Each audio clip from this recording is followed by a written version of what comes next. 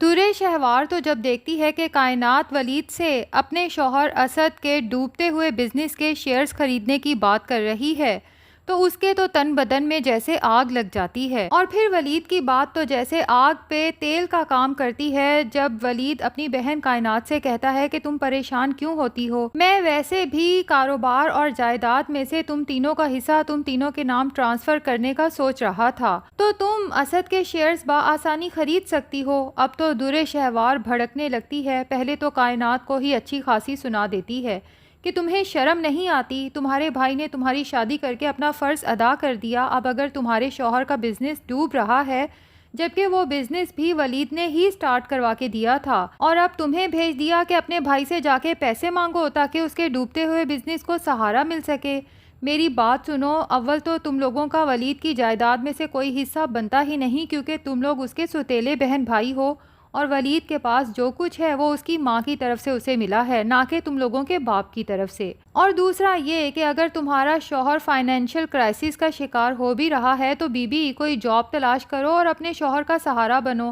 یہ کیا بھیک منگوں کی طرح منہ اٹھاتے ہو اور میرے شوہر سے مانگنے آ جاتے ہو۔ اب آباد جب اپنی بہن کائنات کی سائیڈ لینے لگتا ہے تو درے شہوار اسے بھی اس کی اوقات یاد دلا دیتی ہے کہ اگر تم میں اتنی ہی غیرت اور اپنی بہنوں کی فکر ہے تو ان کے لیے خود کچھ محنت کرو، تم تو خود میرے شوہر پہ ڈیپینڈنٹ ہو، اب لگتا یہی ہے کہ تمہاری شادی کے لیے بھی میرا شوہر ہی خرچہ کرے گا، یعنی میرا اور میری بیٹی کا حق مارا جائے گا۔ ویسے اس کائنات کے ساتھ تو بہت اچھا ہوا ہے کیونکہ اسے ہی شوق چڑھا تھا ولید کی شادی کا کہ میری شادی سے پہلے بس کچھ بھی ہو جائے ولید بھائی کی شادی ہو جانی چاہیے تاکہ میرے یہاں سے جانے کے بعد بھابھی گھر کو اور بھائی کو سنبھال لیں، اور ولید جو بار بار کائنات سے کہتا تھا کہ تمہاری ضد بے جا ہے، میں شادی نہیں کرنا چاہتا، لیکن اس کائنات کی فضول کی ضد کی وجہ سے نہ صرف گھر بلکہ ولید کی زندگی بھی جہنم بن کے رہ گئی ہے۔ درے شہوار تو آباد اور کائنات کے سامنے صاف ولید کو سنا دیتی ہے کہ اب اگر آپ نے ایک بھی پیسہ اپنے بہن بھائیوں کو دیا یا جائیداد میں سے کوئی حصہ ان کے نام کیا تو پھر ایک بات کان کھول کے سن لیں کہ میں آپ سے یہ رشتہ ختم کر کے اور اپنی بیٹی کو یہاں سے لے کے ہمیشہ کے لیے چلی جاؤں گی، ساری زندگی آپ ترستے رہیں گے اپنی بیٹی کو دیکھنے کے لیے۔ ظاہر ہے کہ ولید کو تو اپنی بیٹی دعا سے بہت محبت ہے، وہ تو شرمندہ سا اپنے بہن بھائیوں کو دیکھتا ہے کہ اب درے شہوار کی ضد کے سامنے وہ بھی خود کو بے بس محسوس کر رہا ہے اور کائنات کی اس مشکل میں اس کے کام نہیں آ سکتا، جبکہ درے شہوار کمرے میں جا کے توڑ پھوڑ کرنا اور چیخنا چلانا شروع کر دیتی ہے۔ ولید جب کمرے میں جاتا ہے، کمرے کی خراب حالت دیکھتا ہے تو درے شہوار سے کہتا ہے کہ تم آرام سے بھی یہ بات کر لیتی تو میں تمہاری بات مان لیتا، آخر تمہیں اتنا ہنگامہ برپا کرنے کی کیا ضرورت ہے؟ جس پہ درے شہوار کہتی ہے کہ آپ اور آپ کے بہن بھائی انتہا درجے کے ڈھیٹ ہیں، جب تک چیخ چیخ کے کوئی بات نہ کی جائے نہ تو آپ لوگوں کو کوئی بات سنائی دیتی ہے اور نہ ہی سمجھ آتی ہے، اور ولید کو ایک دفعہ پھر وارن کرتی ہے کہ اگر آپ چاہتے ہیں کہ میں آپ کے ساتھ پوری زندگی گزاروں تو آپ کو یہ تمام دولت جائیداد میرے اور میری بیٹی کے نام کرنا ہوں گے، اور خبردار اگر اپنی جائیداد میں سے بہن بھائیوں کو کچھ بھی دینے کا سوچا۔ جس پہ ولید کہتا ہے کہ ٹھیک ہے تم غصہ نہ کرو، مجھے یہ سب سوچنے کے لیے کچھ وقت چاہیے، لیکن درے شہوار کہتی ہے کہ وقت آپ کے پاس بہت کم ہے، اور دوسرا یہ کہ جب تک آپ کوئی ڈیسیژن نہیں لے لیتے میرے ساتھ بات کرنے کی ہرگز ضرورت نہیں ہے۔ دوسری طرف اس درے شہوار کی وجہ سے آئمہ اور تیمور میں بھی تلخ کلامی شروع ہو جاتی ہے تو تیمور کی ماں آ کے ہی انہیں سمجھاتی ہے کہ وٹا سٹا کی شادیوں کا یہی نقصان ہوتا ہے، ایک کی وجہ سے ہمیشہ دو گھر خراب ہوتے ہیں، اگر درے شہوار اور ولید کی آپس میں ناچاتی چل بھی رہی ہے تو کم سے کم تم لوگ تو ان کی وجہ سے آپس کا رشتہ خراب نہ کرو۔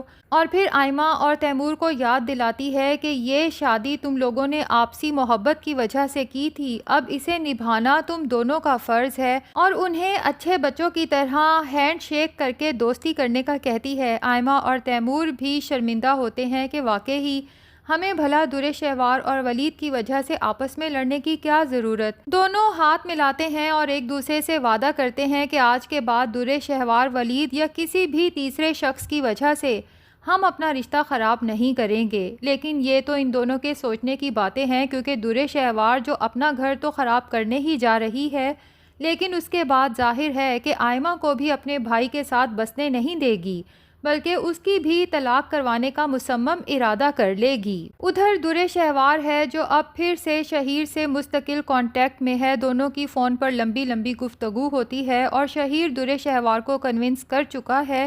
کہ در شہوار اور وہ دونوں ایک دوسرے کے لیے ہی بنے ہیں، اور شہیر جتنی در شہوار سے محبت کرتا ہے، اگر در شہوار ایک بولڈ سٹیپ اٹھا کے ولید کو چھوڑ کے شہیر کی زندگی میں شامل ہو جائے تو اس کی یہ روکھی پھیکی زندگی کسی جنت سے کم نہیں ہوگی۔ جبکہ در شہوار کہتی ہے کہ سوچ لو میری ایک بچی بھی ہے۔ شہیر کہتا ہے کہ اس کی فکر تم نہ کرو، کیونکہ میں صرف تمہیں ہی نہیں بلکہ تمہارے ساتھ ساتھ تمہاری بیٹی کو بھی اپنانے کو تیار ہوں۔ تو در شہوار سوچتی ہے کہ میں نے ولید کو کچھ وقت تو دیا ہے، اگر تو وہ اپنی تمام دولت جائیداد میرے نام لگا دیتا ہے تو ٹھیک ہے، میں اس کے مرنے کا انتظار کروں گی اور اس کے بعد شہیر سے شادی کر لوں گی، لیکن اگر وہ یہ سب نہیں کرتا تو بس میں اس سے فوراً طلاق لینے کا فیصلہ کروں گی اور شہیر کے ساتھ ایک بہترین زندگی کا آغاز کروں گی۔ اب ولید جب در شہوار سے کہتا ہے کہ آخر یہ چپ کی جنگ کب تک چلتی رہے گی، تم مجھ سے بات کیوں نہیں کر رہی؟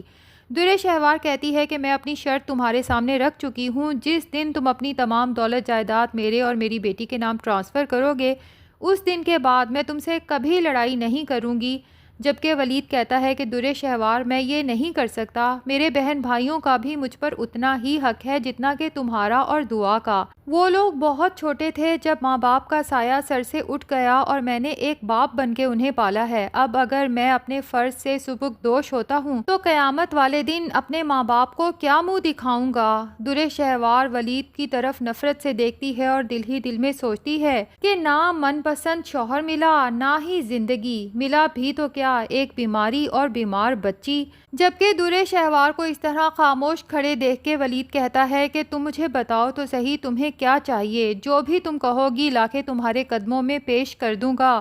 لیکن در شہوار اس بار اپنے دل کی بات زبان پر لے ہی آتی ہے اور ولید سے کہتی ہے کہ مجھے اس فرسٹریٹڈ لائف سے آزادی چاہیے۔ در شہوار تو یہ کہہ کے کمرے سے چلی جاتی ہے، جبکہ ولید کو عجیب سی گھٹن کا احساس ہوتا ہے۔ اس کے لیے تو سانس لینا بھی دشوار ہو جاتا ہے،